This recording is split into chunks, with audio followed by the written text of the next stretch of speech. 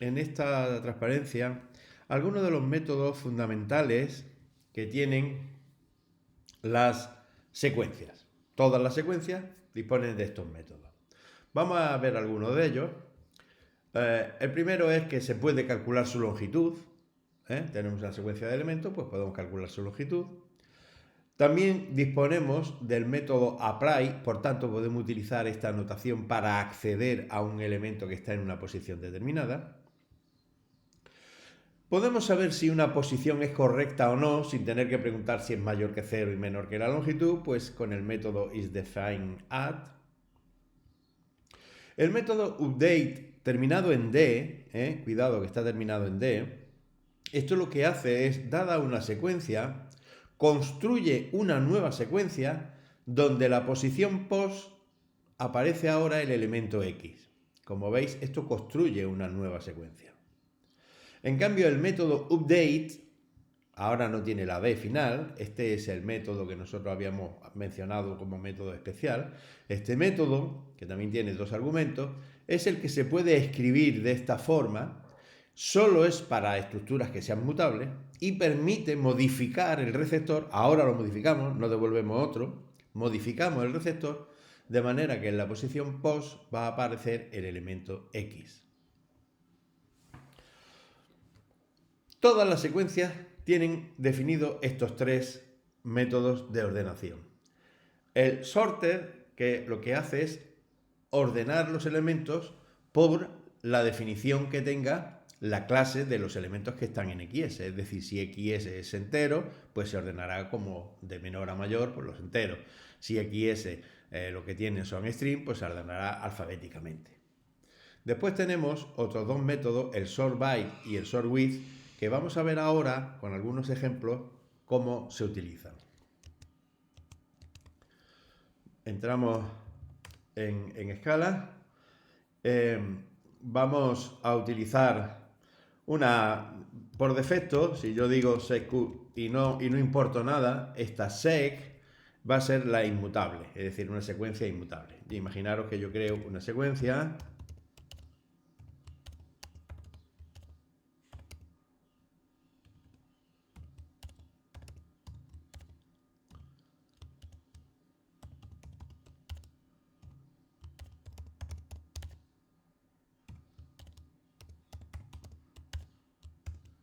Bien, ahí hemos creado una secuencia. Esta es una secuencia inmutable. Como veis, lo ha creado al final como una list, que era la implementación principal de las secuencias inmutables. Bueno, pero en principio yo tengo una secuencia. Si a esta secuencia le digo sorted, lo que me aparece es la secuencia ordenada. Pero sec no ha sido modificado, puesto que es inmutable, sino lo que ha hecho sorted es devolverme una secuencia ordenada con los mismos elementos. Devolver una secuencia ordenada con los mismos elementos. El orden es el orden que tienen los strings, el orden lexicográfico. Con el sortBy yo podría indicarle qué criterio quiero utilizar para ordenar.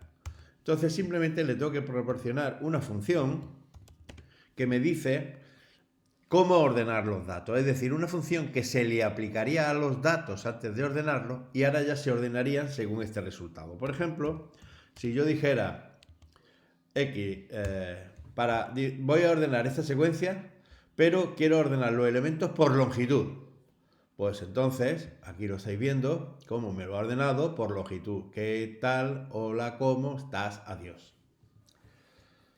Si realmente yo quisiera ordenarlo por longitud, pero también en caso de igualdad de la longitud, quisiera que salieran entonces ordenadas por lexicográficamente, entonces podría utilizar un truco que sería ordenar por un par, porque los pares están definidos como, tienen una relación de orden definida, de manera que un par es menor que otro si la primera componente es menor y si son iguales, entonces si es la segunda componente menor.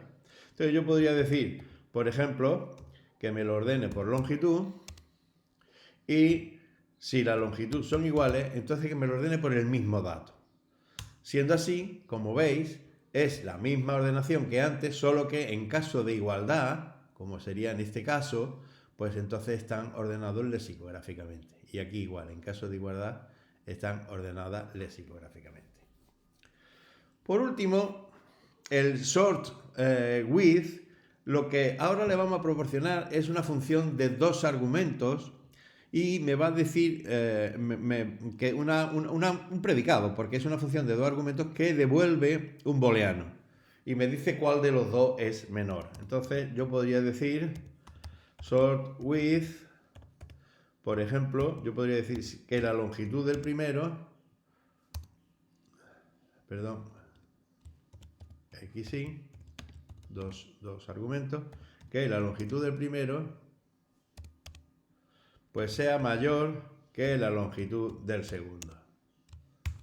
Y entonces ahora lo estaré ordenando pues por longitud, pero al revés, porque lo he puesto en la condición, como veis, que el primero sea mayor que el segundo. De manera que tenemos 3 posibilidades para ordenar. Sorted, que lo que hace es ordenarlo por el orden que tiene establecido los elementos de la clase. Sort by, que lo que hace es se aplica la función primero y se ordena por los resultados.